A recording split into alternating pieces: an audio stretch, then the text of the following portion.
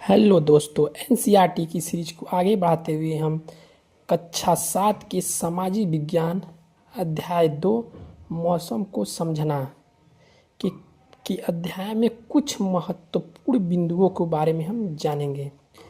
मौसम मौसम क्या है? किसी समय और स्थान विशेष पर पृथ्वी की वायुमंडलीय दशाओं को मौसम कहते हैं। भारत में मौसम विज्ञान की स्थापना कब हुई थी? 1875 में हुई थी।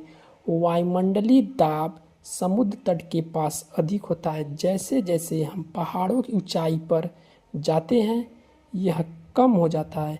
वायु दाब कम होने पर हमारे फेफड़ों के लिए ऑक्सीजन की मात्रा कम हो जाती और रक्त में ऑक्सीजन की मात्रा कम हो जाने के कारण आपका शरीर आपको गतिशील रखने के लिए अधिक परिश्रम करता है।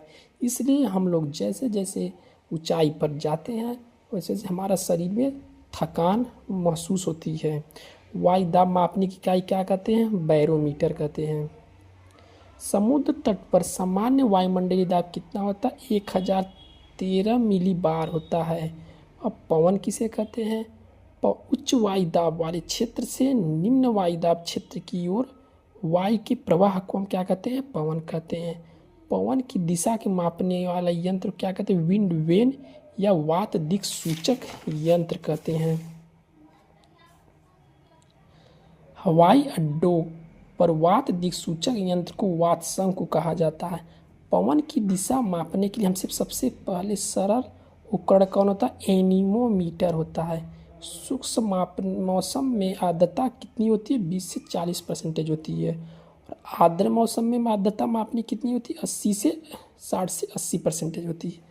आर्द्रता मापक यंत्र को हाइग्रोमीटर कहते हैं और वर्षा मापने यंत्र को वर्षा मापी या रेन गेज कहते हैं। अध्याय 2 में बस इतना ही था। आगे नेक्स्ट पार्ट पढ़ने के लिए हम नेक्स्ट वीडियो में देखेंगे। थैंक यू, धन्यवाद।